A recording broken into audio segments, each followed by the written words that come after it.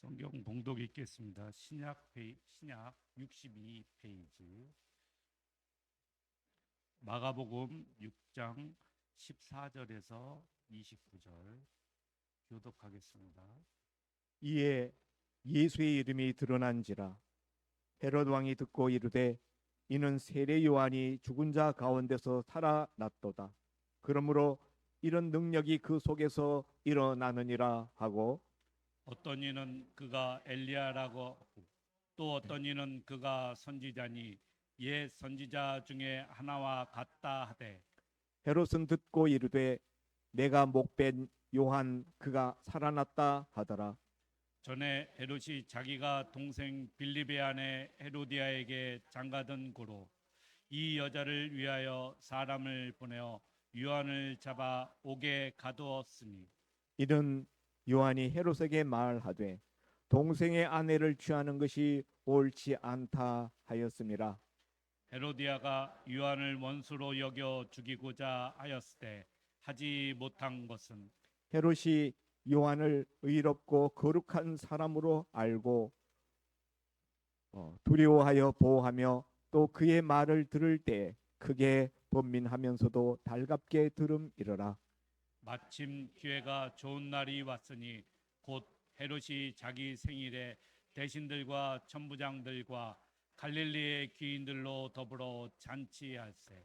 헤로디아의 딸이 친히 들어와 춤을 추어 헤롯과 그와 함께 앉은 자들을 기쁘게 한지라. 왕이 그 소녀에게 이르되 무엇이든지 내가 원하는 것을 내게 구하라. 내가 주리라 하고, 또 맹세하기를 무엇이든지 내가 내게 구하면 내 나라의 절반까지라도 주리라 하거늘. 그가 나가서 그 어머니에게 말하되 내가 무엇을 구하리이까?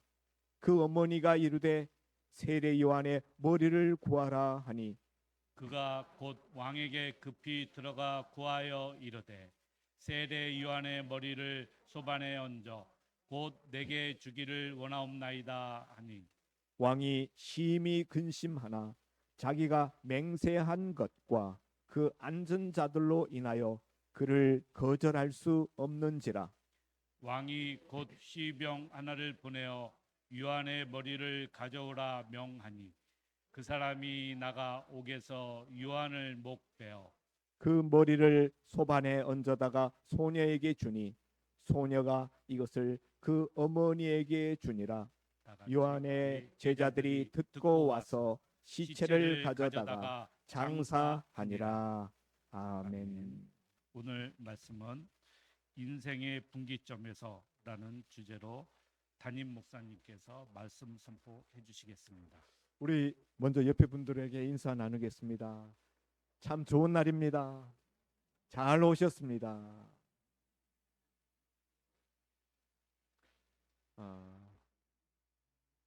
들어오시면서 앞에 우리 교회 앞마당에 그 꽃들이 피어 있는 것을 보셨으면은 지금 활짝 핀 꽃들이 얼마나 아름다운지 느낌이 드실 겁니다. 저는 우리가 하나님 앞에 예배 드리는 이 시간, 하나님이 보실 때 우리 예배 드리는 우리 각 심령이 하나님 앞에 꽃처럼 하나님께서는 아름답게 보실 것이다 라고 믿습니다. 근데 제가 꽃을 제가 관리를 하면서 보니까 정말 꽃도 한철이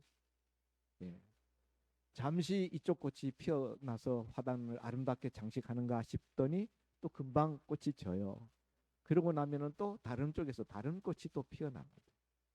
그렇게 하면서 계속 순서를 바꾸어 가면서 이 꽃이 피었다가 저 꽃이 피었다가 그러면서 봄부터 가을까지 아름다운 정원의 그 풍취를 우리에게 선사하는 것입니다. 저는 우리 인생도 그렇다고 생각해요. 우리 인생도 꽃과 같아. 봄, 여름, 가을, 겨울이 있어서 우리가 한때 정말 반짝 피어났다가 또 쓰러지는 것이 우리 인생인데, 정말 우리 인생에 있어서 가치 있는 것은 하나님 앞에 예배하는 이 시간, 이 자리, 이 모습이 하나님 보실 때 가장 아름다운 우리의 모습일 거라고 저는 믿습니다. 오늘 본문의 말씀을 가지고 나눌 은혜의 제목, 인생의 분기점에서, 사실 이 본문은 지난 주일에도 이 본문을 가지고 말씀을 나누었습니다. 똑같은 본문을 다시 참고하고자 하는 것은 이번에는 주인공이 다르기 때문입니다. 지난번에는 세례 요한이 주인공이었어요.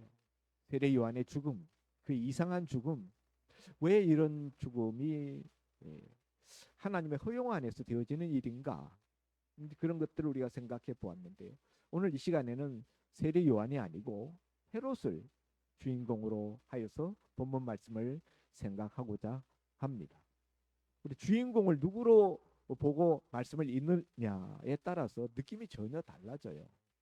성경이 말하고자 하는 교훈도 달라지고, 우리가 평상시에는 그런 걸 구분을 못하고 그냥 통째로 읽어 내려가기 때문에 깊은 의미를 우리가 발견하지 못하고 넘어가는데, 오늘 이 시간에는 헤롯 안티파스에 대해서 말씀을 나누고자 합니다.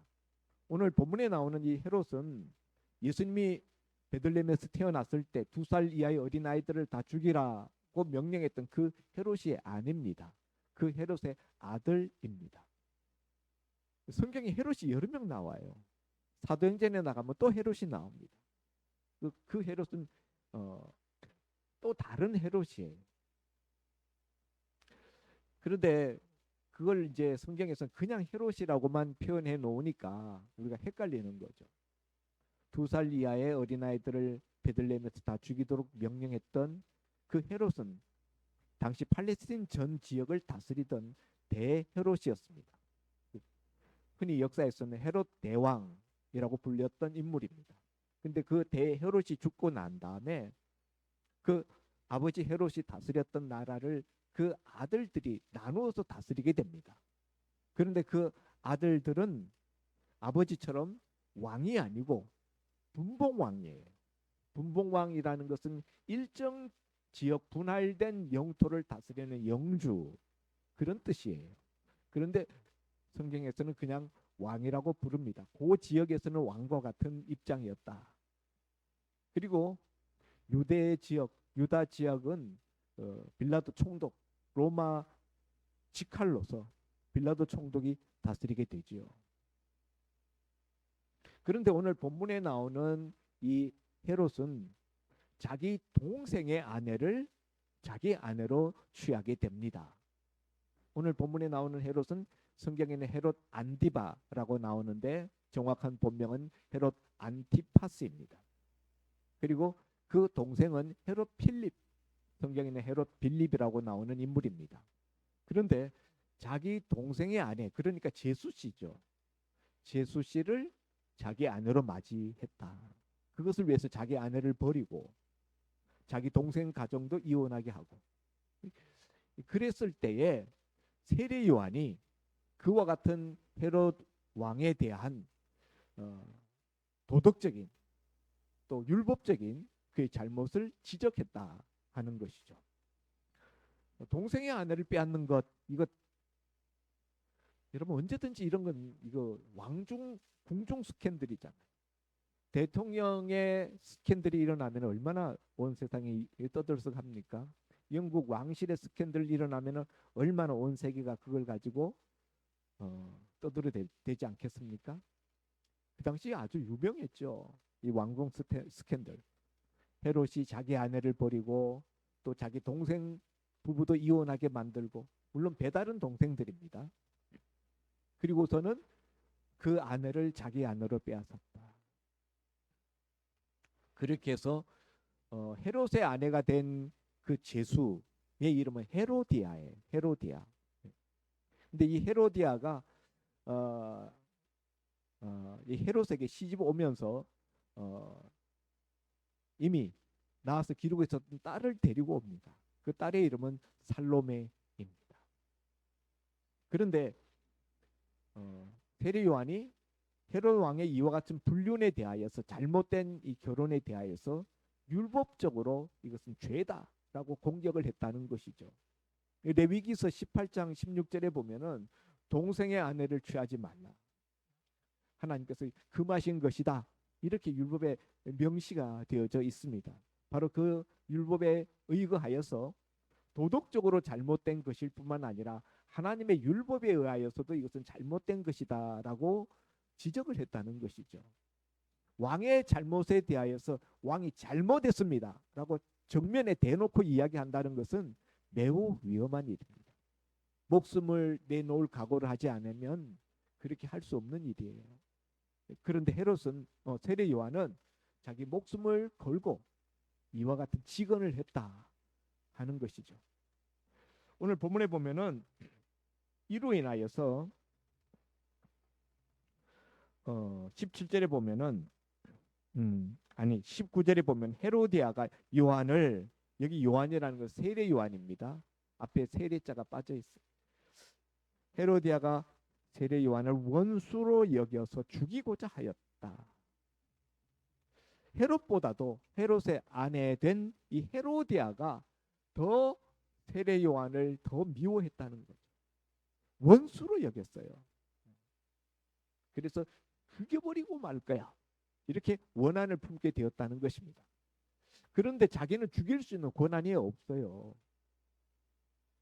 남편 헤롯만이 사람의 생명을 빼앗을 수 있는 재판을 할 수가 있는데, 그런데 정작 남편은 의견이 달랐어요.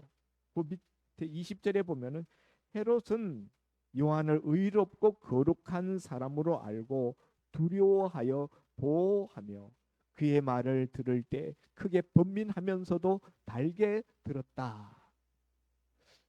남편 헤롯 왕은 세례 요한을 죽이려고 하지 않습니다. 그냥 감옥에만 가둬둡니다. 왜냐하면 자꾸 왕을 비방하니까. 그렇게 되면 자기 백성들에게 신임이 떨어지고 표가 떨어지니까 떠들지 못하도록 입을 막기 위하여서 감옥에만 그냥 넣어둡니다. 그러나 그 아내 헤로디아는 죽였으면 좋겠는 거예요. 저 세례 요한 저놈을 왜 안 죽이는 거야 도대체. 세례 요한을 죽이지 않는 남편 헤롯의 그 마음속에는 하나님에 대한 마음이 있어요. 그리고 세례 요한을 하나님의 사자로 보는 그런 마음이 있었다는 것이죠.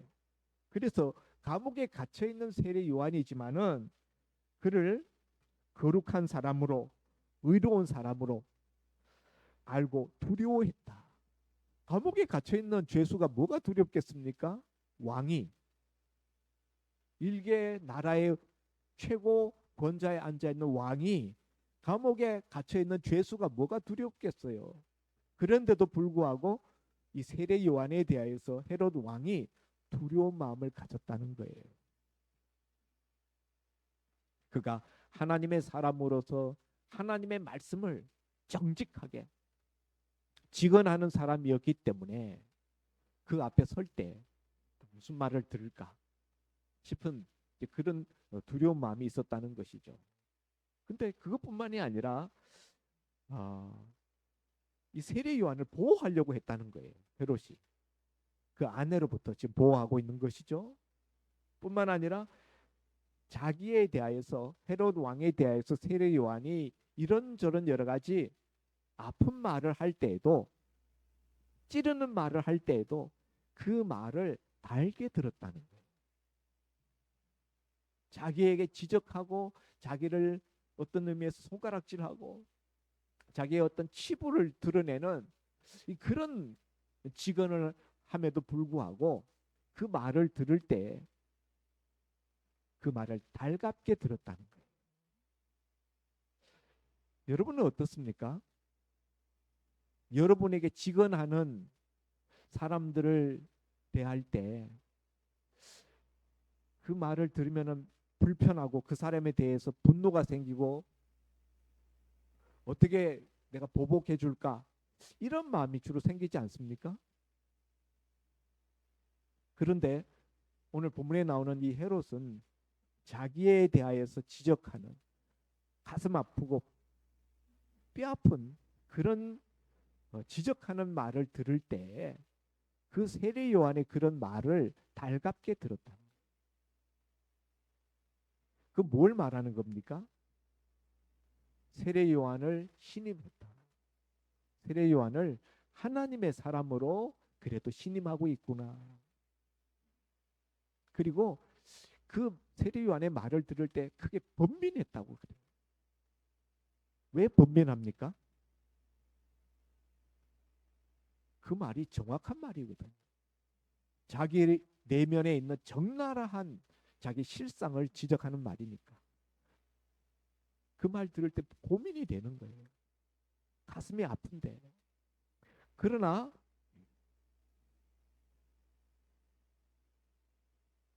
그 세례 요한의 말대로 따르기는 어려워. 세례 요한의 말은 그 결혼이 잘못된 결혼이니까 그거 고치라는 거죠. 회개하라는 거죠. 그런데 헤롯 왕은 그 결혼을 무효화시키기는 그럴 마음은 없어요. 그러니까 그 마음에 갈등이 있는 거죠. 잘못된 것이다라는 것을 지적받을 때 잘못된 것인 줄 자기도 알아요. 자기도 아는데 그렇다고 해서 그걸 고칠 마음은 없어요. 그러니까 마음에 괴로운 것이죠. 마음의 괴로움이, 갈등이 일어나는 것입니다. 그래도 세례 요한의 이와 같은 하나님의 말씀 증거하는 것과 그의 잘못을 지적하는 말을 들을 때 번민하고 고통하고 또 그 말을 그러면서도 달갑게 듣는 이런 헤롯 왕의 모습은 아직도 그의 양심이 살아있다. 그렇죠? 아직 양심이 살아있어요. 양심이 죽어버리면은 그런 말 들어도 아무 느낌이 없었을 텐데 세례 요한의 지적하는 말을 들을 때 그게 마음이 아프고 번민이 되었다는 거예요. 그건 아직도 헤롯 왕이 마음속에 양심이 살아있고 그래도 하나님을 두려워하는 마음이 조금이라도 남아 있는 증거다.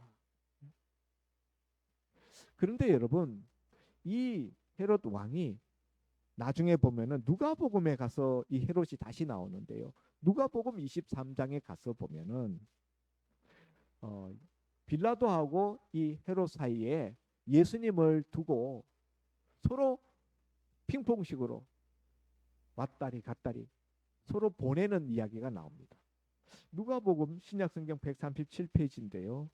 누가복음 23장 6절 말씀부터 제가 12절 말씀까지 한번 읽어드리겠습니다. 빌라도가 듣고 그가 갈릴리 사람이냐 물어 헤롯의 관할에 속한 줄을 알고 헤롯에게 보내니 그때 헤롯이 예루살렘에 있더라. 제가 아까 헤롯의 대헤롯이 죽고 그의 아들 세 아들이 땅을 나누어서 통치했다 말했는데 그래서 분봉왕이라고 불려지는데 이 헤롯 안티파스가 다스렸던 지역은 팔레스틴 지역에서 북쪽에 해당하는 갈릴리 지역이에요. 예, 그래서 예수님이 갈릴리 나사렛 출신이거든요. 그래서 예수님이 갈릴리 지역에 속한 사람이다라는 것을 알고 빌라도가 헤롯의 관할에 속한 줄 알고 헤롯에게로 예수님을 보내려고 합니다. 근데 마침 그때 헤롯이 예루살렘에 와 있었어요. 빌라도 총독도 지금 예루살렘에서 예수님을 신문하는 과정인데요. 그래서 헤롯에게로 보냈다. 예루살렘에 헤롯 궁도 있습니다. 그래서 그리로 보낸 거죠. 8절에 헤롯이 예수를 보고 매우 기뻐하니 예수님을 보고 일견 대단히 기뻐했다. 그런데 왜 기뻐했느냐? 이는 그의 소문을 들었으므로 보고자 한 지 오래되었고 또한 무엇이나 기적 행하심을 볼까 바랐던 연구더라. 여러 말로 물으나 아무 대답도 하지 아니하시니 헤롯은 예수님에 대한 소문을 많이 들었어요. 오늘 우리 읽은 이 본문에도 보면은 예수님의 제자들이 전도 파송 받고 나가서 둘씩 짝지어서 나가서 귀신 들린 자들을 고치고 귀신들을 쫓아내고 병든 자들을 기적으로 일으키는 그런 이적들을 행하자 헤롯이 뭐라고 말하는가 하면은 이는 세례 요한이 죽은 자 가운데서 다시 살아나는 것이다. 그렇지 않고서는 이런 능력이 그에게서 나타날 수 없다. 예수님의 놀라운 능력 행하심에 대한 소문을 듣고 헤롯 왕이 그에 대한 소견을 밝힌 거예요. 예수님이 온갖 기적들을 행한다는 이야기를 듣고 이건 죽은 세례 요한이 살아난 거야. 내가 못 베어 죽인 세례 요한이 다시 살아나지 않고서는 이런 능력을 행할 수가 없어. 그랬다는 것이죠. 그렇게 예수님에 대한 소문을 듣고 예수님에 대한 궁금증이 있었던 차에 빌라도가 예수가 갈릴리 지역 출신이니까 헤롯 네가 가서 신문을 해라. 그리고 헤롯한테 보내니까 헤롯이 그렇지 않아도 한번 만나보고 싶었던 인물인데 잘 됐다. 혹시 내 앞에서 무슨 기적을 행할 수 있지 않을까? 이런 기대를 잔뜩 가지고 예수님을 대면합니다. 그래서 이런저런 질문을 하였지만 예수님은 아무 말씀도 하지 않았다.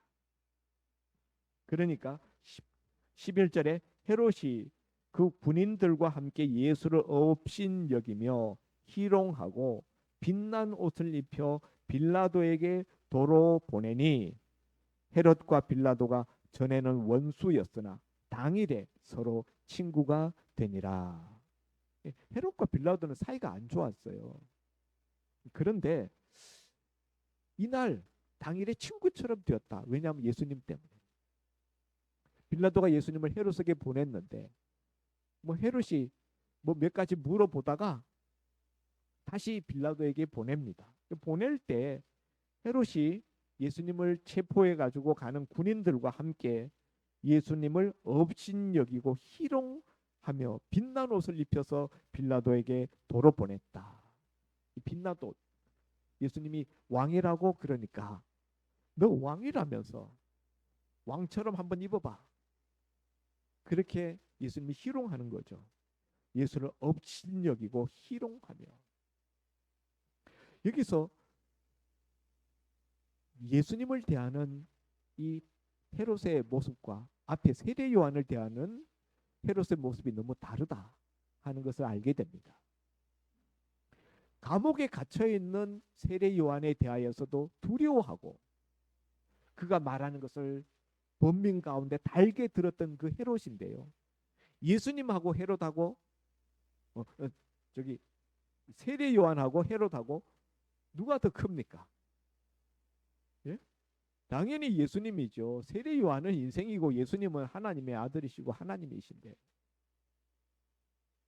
세례 요한 앞에서도 벌벌 무서워하던 그리고 그가 자기를 찌르는 말을 하더라도 그 말을 달게 들었던 그 헤롯이 지금 예수님 앞에서 예수님을 희롱하고 예수님을 업신여기고 예수님에게 그 놀리기 위해서 빛난 옷을 입혀가지고 헤롯에게 빌라도에게 도로 보낸다. 죄도 없는데 빌라도에게 죽이도록 도로 보내는 거죠. 이런 그 헤롯의 이 변화된 모습은 어떻게 된 건가? 왜 그렇게 됐는가? 그건요, 이 헤롯이 세례 요한을 죽였기 때문이에요.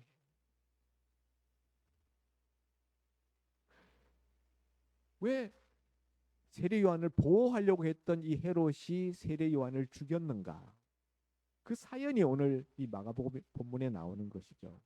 헤롯의 생일날 헤롯이 갈릴리의 귀인들과 갈릴리의 유력한 사람들 또 자기 밑에 있는 그 관리들 다 불러가지고 생일 잔치를 합니다. 그런데 그 잔치 그 피로연에 자기 동생의 아내 헤로디아가 데리고 온 의붓딸 이 살로메가 들어와서 춤을 추는 거예요. 아주 관능적인 그런 춤을 추어서 그 좌중을 아주 기쁘게 했습니다.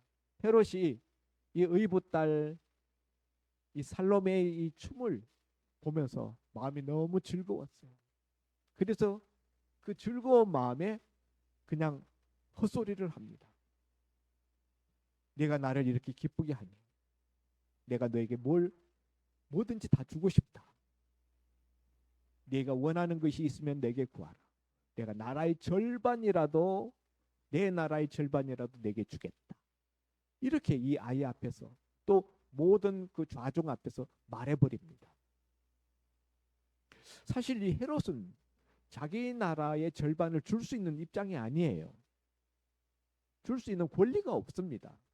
아까 말씀드렸다시피 왕이 아니고 정확하게 이야기하면 분봉왕이에요. 영주입니다. 일정 지역을 다스리는 권한만 위탁받은 영주예요. 그 권리는 누가 줍니까? 그 통치 권력을 로마 황제가 주는 거예요. 당시 이 지역은 다 로마가 다 점령하고 로마 식민 통치하에 있는 지역이기 때문에 단지 그 지역을 그 원주민들에게 스스로 자치를 맡긴 거예요. 유다 지역은 로마 총독이 직할로 다스리고요. 이 갈릴리 지역만 이제 지금 이 헤롯 안티파스에게 맡긴 거예요. 그러니까 이거는 위탁받아서 자기가 관리할 수 있는 권한이 있을 뿐이지 자기 소유가 아닌 거예요. 로마 황제의 소유예요. 그런데도 불구하고 자기 것인 양 허세를 떠는 거죠. 여러분, 남자들은 이 허세가 있습니다. 남자들 허영기가 있어요. 근데 어떤 사람들의 허영기가 있는가? 자기 속에 허한 것이 있는 사람들이 허세를 피웁니다. 허한 것의 반증이 허황한 허세로 나온다. 이 헤롯 안티파스도 지금 기분이 좋으니까 지금 허세로 내 나라의 절반이라도 내게 주겠다. 그것도 맹세를 하면서 그렇게 말해버렸다는 거예요. 그런데 이 아이가 자기가 뭘 구해야 될지 모르니 자기 엄마한테 쪼르륵 달려들어가서 헤로디아에게 엄마, 새아빠가 뭐든지 구하면 다 준다는데 나라의 절반이라도 주겠다는데 뭘 구하면 좋을까? 물어보니까 그 엄마가 헤로디아가 기회가 왔다 이렇게 생각한 거예요. 그렇지 않아도 세례 요한 그놈 죽이고 싶어서 이를 갈았는데 바로 이때가 기회다. 너 들어가서 빨리 새아빠한테 세례 요한의 머리를 베어서 달라고 이야기해라. 그 빨리 달라고 그래라. 그리고 이 아이가 곧 달려가서 헤롯에게 세례 요한의 머리를 베어서 주기를 원합니다. 이렇게 이야기하는 거예요. 그러니 이 이야기를 듣고 26절에 왕이 심히 근심했다.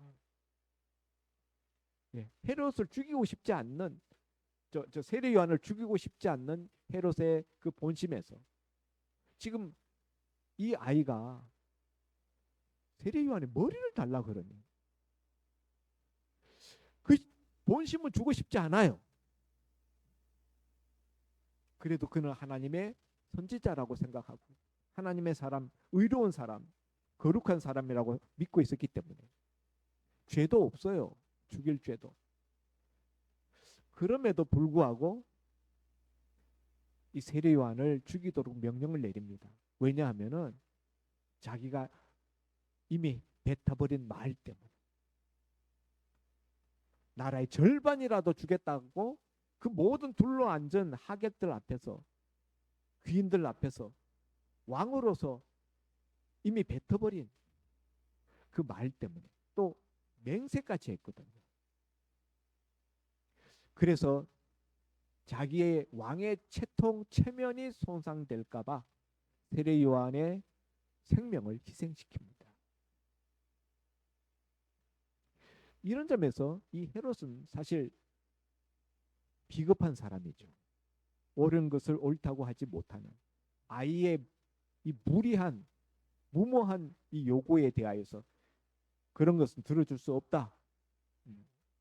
이렇게 잘랐어야 되는데 그렇게 자르지 못한 이 헤롯의 그 약함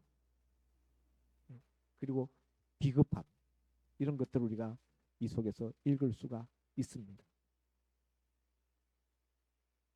자기 체면이 더 중요한 거예요. 세례 요한의 머리보다는. 내가 말했는데 그 말한 것이 수포로 돌아가 버리면은 왕의 위신이 서지 않는다는 거죠. 그 왕의 체면 그것 때문에 원하지 않는데 본인이 원하지 않으면서도 세례 요한을 죽이라 이렇게 명령 내려서 세례 요한이 이 게지바의 요청에 의하여서 희생당합니다. 그런데 여러분, 이 일이 세례 요한만 희생되는 것이 아니라 이 헤롯의 심령도 희생시킵니다. 이때까지는 양심이 살아 있었어요. 그래도 신앙적인 하나님의 사람에 대한 경외하는 마음이 있었어요. 그런데 이 정치적인 이 계산 수싸움에서 자기가 손해보지 않으려고 하는 그런 마음이 앞장서서 결국 세례 요한을 죽이고 나니까 그 다음에는 어떻게 됩니까? 그 일로 인하여서 헤롯 마음속에 있었던 그 양심이 죽어버린 거예요. 양심이 어두워져 버렸습니다. 그러니까 나중에 세례 요한하고 비교할 수 없는 예수님을 직접 만났는데도 불구하고 예수님에 대해서 조금도 두려워하는 마음도 없고 예수님 앞에 조심하는 마음도 없고 예수님을 함부로 업신여기고 조롱하고 예수님을 죽는 자리에 헤롯에게로 던져버립니다. 사랑하는 성도 여러분, 여기서 우리는 한 인생이 어떻게 변해가는가, 나쁜 쪽으로 어떻게 하나님의 은혜에서 떨어지는가 하는 것을 우리가 보게 됩니다. 처음에 세례 요한을 만났을 때의 헤롯은 그래도 일말에 소망이 있었어요. 가능성이 남아 있었습니다. 양심이 있었고 신앙적인 하나님의 사람에 대한 약간의 경외감도 있었어요. 그러나 나중에 헤롯은 전혀 그런 것이 다 상실되어진 모습을 예수님 앞에서 보였다. 여러분, 우리가 하나님의 말씀을 들을 때 또 하나님의 뜻을 우리가 전해 들을 때 우리가 그것이 내게 어떤 의미에서 부딪힘이 되고 내게 그것이 고민이 된다라는 것은 아직도 소망이 있다는 거예요. 그건 아직도 영혼이 살아있는 거예요. 그런데 그 하나님의 말씀을 들으면서 하나님의 뜻을 들으면서 우리가 그것을 뭉개버리면은 내 심령이 죽습니다. 내 양심이 죽습니다.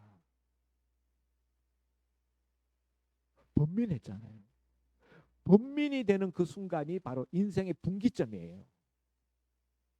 오늘 설교의 제목 인생의 분기점에서 여러분 우리가 설교 말씀을 들을 때 어떤 때는 그 말씀이 내게 고민을 안겨줍니다. 또 내게 아픔으로 다가오기도 합니다. 그럴 때 우리 반응은 듣기 싫어서 귀를 막아버리고 뭉개어버리거나 아니면 그 말씀을 듣고 자신을 고쳐서 회개하거나 둘 중에 하나예요. 그런데 하나님의 말씀이 내게 부딪혀 오는데 성령께서 내게 그 말씀을 적용시키는데 내가 그것을 일부러 고의적으로 외면하고 뭉개버리면은 내 영혼이, 내 심령이, 내 양심이 그 다음에 죽어진다는 거예요. 그 다음에는 말씀을 들어도 번민도 되지 않아요. 아프지도 않아요. 느낌이 없습니다. 성경은 그런 상태를 양심에 화인 맞은 자라고 이야기하죠. 양심이 돌처럼 화석화됐어요. 그러니까 양심에 아무 느낌이, 아무 가책이 없어요. 그런 점에서 하나님의 말씀을 듣는 자리는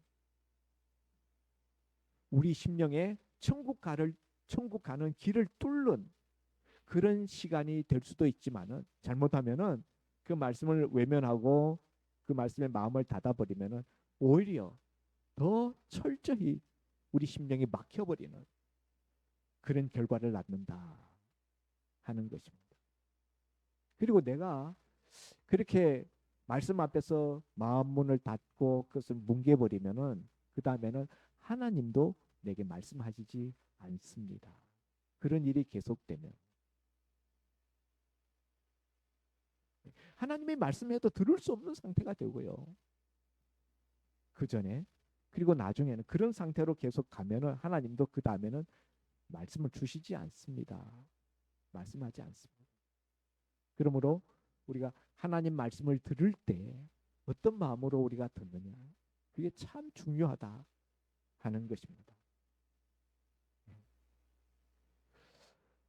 설교자는 모든 청중들이 하나님의 말씀을 듣고 하나님이 기뻐하시는 길로 가게 인도하는 것이 설교자가 가지는 자리이고 설교자의 본분입니다.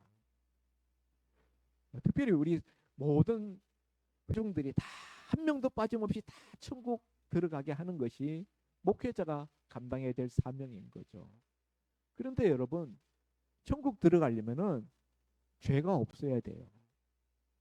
천국은 죄가 없는 곳입니다. 죄를 가지고는 천국 들어갈 수가 없어요. 그러면 여러분, 죄 문제를 해결해야 되는데 죄 문제를 해결할 수 있는 능력이 우리한테 있나요? 없어요. 그렇기 때문에 설교자는 죄에 대해서 설교할 수밖에 없다는 거죠. 성경이 죄 문제를 가장 핵심적으로 말씀하고 있기 때문에. 그런데 죄 문제를 이야기하면은 어떤 느낌이 듭니까? 나를 지적하는 느낌, 나를 욕하는 느낌, 나를 마음 아프게 하는 느낌이 드는 거죠. 그러니까 이 죄 문제를 이야기하면은 아무도 좋아하지 않아요. 설교자는 그래서 참 고민이죠. 회중 앞에 설 때 이 회중들을 살려서 영원히 살아서 하나님 나라에 가게 하려면은 죄 문제에 대한 설교를 해야 되는데 죄 문제에 대한 설교를 하면 싫어해, 다 싫어해요. 이 딜레마입니다.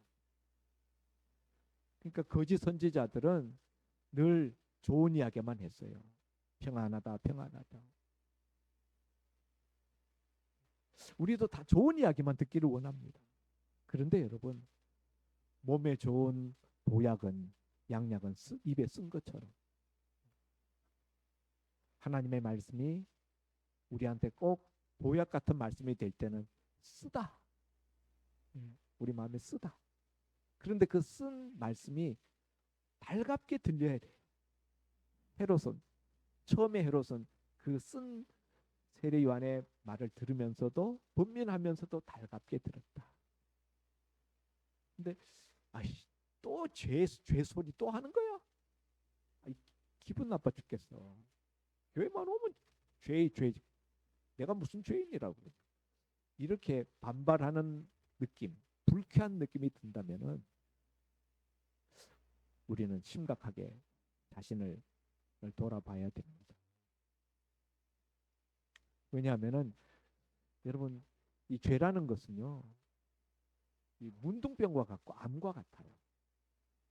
어떻게 우리 몸에서 한 부분에서 시작되었지만은 우리 몸을 다 먹어버리는 암세포가 나중에 사람 죽을 때 보면은 몸을 바짝 말려가지고 살을 다 먹어버립니다. 암세포가.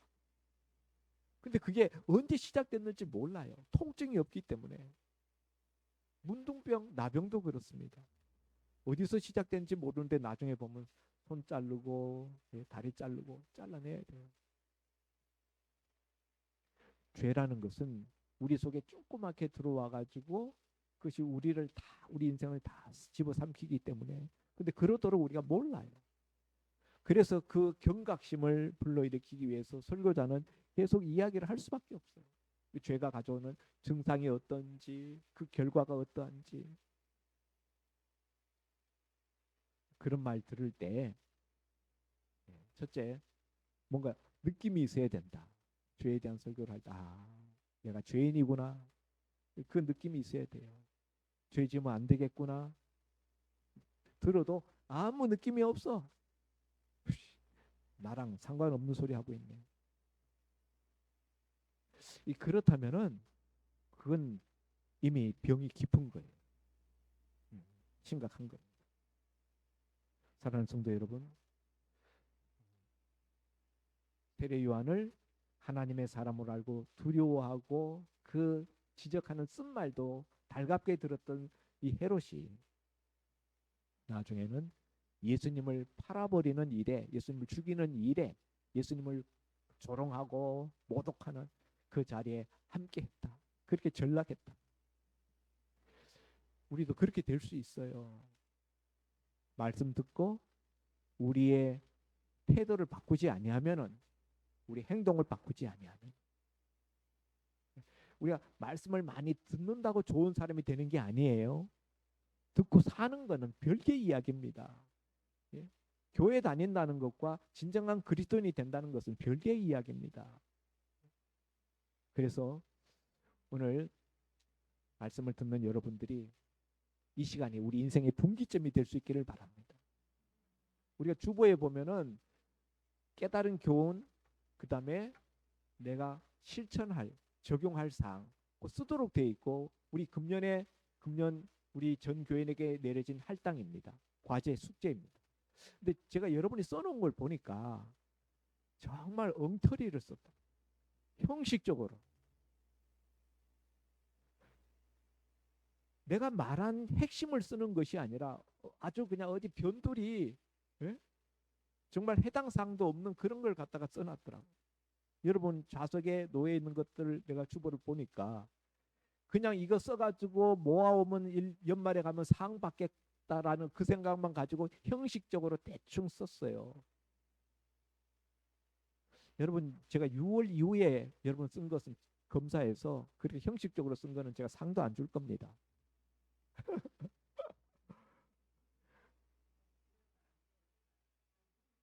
예. 아이 오늘 설교 듣고 내가 최소한 한 가지라도 내가 실천해야 되겠구나. 그 마음 먹으면 되는 거예요. 예. 설교 말씀 듣고 땡이면은 안 돼. 오늘 이 세례 요한의 그 말을 듣고 달갑게 들었는데 헤롯이 그걸로 땡입니다.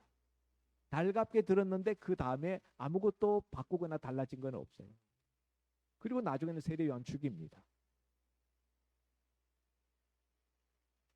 여러분, 우리는 말씀을 듣고 그래 좋은 말씀이야 고개 끄덕끄덕하고 그걸로 끝나서는 안 돼요. 나중에 그 말씀 다 뭉개면서 그 말씀하고 상관없이 살 거잖아요. 그러면 다 이 헤롯처럼 되는 거예요. 아멘입니까? 기도합니다. 하나님 아버지, 말씀을 듣고 달갑게 듣기까지는 하지만 그 이후에 아무것도 진전이 없다면은 우리와 헤롯과 무엇이 다를 바가 있겠습니까? 아버지 하나님, 말씀을 듣고 그 말씀을 내 삶에 적용하여서 고칠 수 있는 우리 삶이 되게 하시고 변화를 가져올 수 있는 우리 삶이 되게 하여 주옵소서. 예수님 이름으로 기도하옵나이다.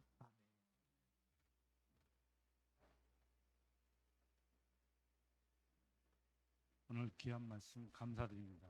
여러분 죄인이시죠? 죄인 그거 쓰시면 돼요.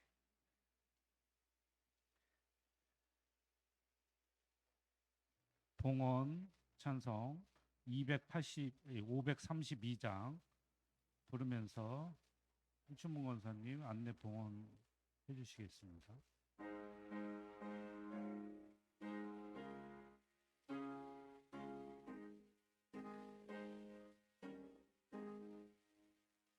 주께로 한 걸음씩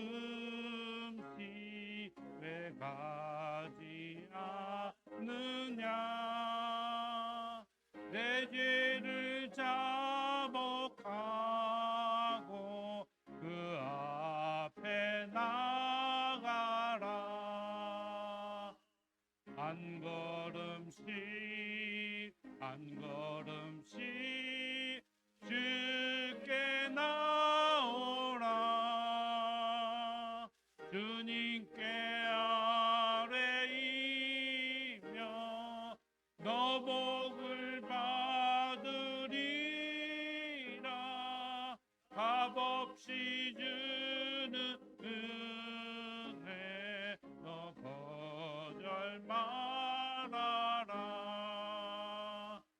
주께로 한 걸음씩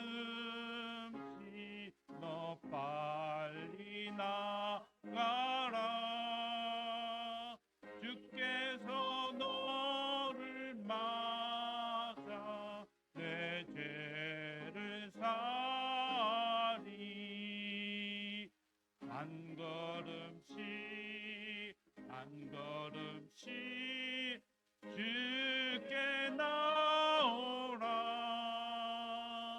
주님께 아뢰이며 너 복을 받으리라. 값없이 주는 은혜 너 거절 말아라. 주께로 한 걸음씩 주은혜 받아라.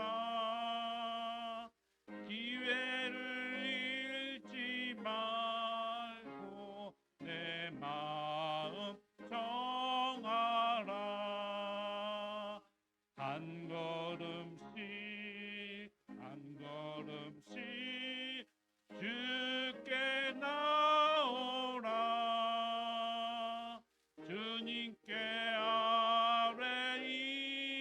아뢰이며 너 복을 받으리라.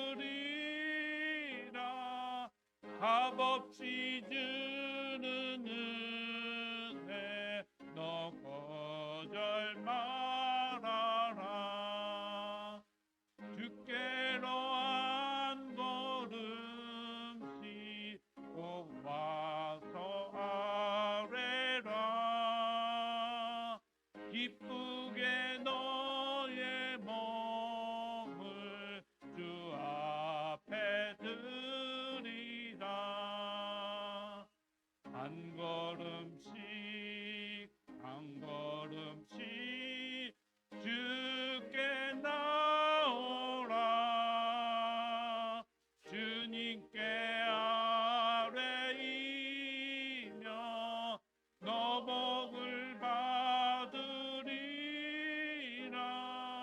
값없이 주는 은혜 너 거절 말아라. 담임 목사님께서 봉헌 기도해 주시겠습니다. 말씀을 듣고 그 말씀이 자신을 깨부수고 자기 마음을 아프게 하는 말씀이지만 다윗은 나단 선지자의 지적하는 그 말씀 앞에 그 순간 엎드려서 회개하고 인생의 분기점을 맞이하여 하나님 앞으로 완전히 돌아섰습니다. 그리함으로 하나님의 큰 축복을 받는 위대한 왕이 되었습니다. 오늘 헤롯은 그러하지 못하였습니다. 우리는 헤롯처럼 될 수도 있고 다윗처럼 될 수도 있습니다. 다윗의 길을 걸어갈 수 있는 저희들 다 되게 하여 주옵소서. 아멘. 받은 은혜 감사하여 하나님 앞에 이모저모로 예물을 드렸습니다. 드린 예물이 하나님을 기쁘시게 드릴 수 있는 산 제사 되게 하여 주시옵소서. 아멘. 먼저 저들의 영혼이 잘 되게 하시고 그 영혼이 잘 됨 같이 범사에도 잘 되고 육신도 강건케 하여 주옵소서. 아멘. 그리고 그 육신으로 무슨 일을 도모할 때 주의 오른손이 함께하여 형통함이 뒤따르게 하여 주옵소서. 감사하며 예수님 이름으로 기도하옵나이다. 아멘. 아멘. 오늘의 교회 소식 전하여 드리겠습니다. 오늘은 6월 첫째 주, 그래서 오늘 식사의 교제를 나눕니다. 오늘은 1조 만며느리 팀, 아주 아침에 보니까 음식 냄새가 아주 좋습니다. 우리 기존 성도님들은 한 그릇 이상 드시면 안 되고요. 우리 세 식구로 오신 우리 성도님 2그릇 드셔도 됩니다. 네. 육개장. 네. 김사님 씨는 아니시네요. 3그릇까지 드십니다. 오늘 예배가 끝나고 오후 예배는 여전도의 헌신 예배로 1시 30분에 식사 후에 드리겠습니다. 오늘 인도하실 분은 한길교회 이송희 목사님께서 말씀 전해 주시겠습니다. 가시지 마시고 식사하신 후에 헌신 예배에 참여하시기 바랍니다. 그리고 저희가 매달 첫째 주에는 이제 식사 교제를 이렇게 나누는데 둘째, 셋째, 넷째는 이제 예배가 끝난 후에 다들 이제 집에들 가셨는데 좀 일부 성도님들께서 좀 아쉽다 하는 얘기가 있어서 우리가 예배가 끝난 후에 그 1층에다가 다가를 준비해 놨습니다. 그래서 바쁘시지 않으면은 예배가 끝난 후에 앉아서 차 한 잔 드시고 이야기 좀 나누신 다음에 또 이렇게 가시면은 우리가 한 주간 우리가 나눌 얘기들 나누시고 좋은 교제가 될 거라고 생각됩니다. 김영희 권사님 아셨죠? 가시지 말고. 이상으로 네.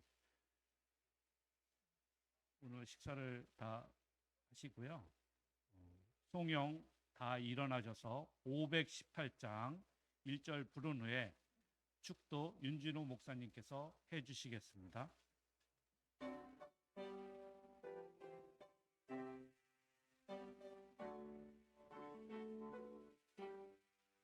기쁜 소리 들리니 예수 구원하신다.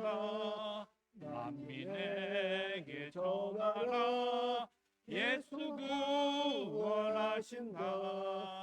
주님 명령하시니 산을 넘고 물 건너 온 세상에 전하라. 예수 구원하신다. 말씀이 육신이 되어 이 땅에 오셔서 십자가 달려 죽으시고 장사되셨다가 사흘 만에 부활하시고 하늘로 승천하셨다가 다시 오실 우리 주 예수 그리스도의 은혜와 하나밖에 없는 독생자 예수님을 이 땅에 보내주시기까지 하신 우리 하나님 아버지의 크크신 사랑하심과 성령님의 대주 교통 충만 역사 인도하심이 순간순간마다 말씀을 들을 때 철저히 회개하고 주님 앞에 엎드려 겸손하게 오직 하나님의 영광 위에서 헌신하며 충성하며 살기를 원하는 은하수목교와 우리 모든 살아가는 성도님과 그 가정과 직장과 사업과 하시는 일들 외와 다자손손 위에 이 나라 이 민족 위에 이제부터 영원까지 함께 있을지어다. 아멘. 아멘.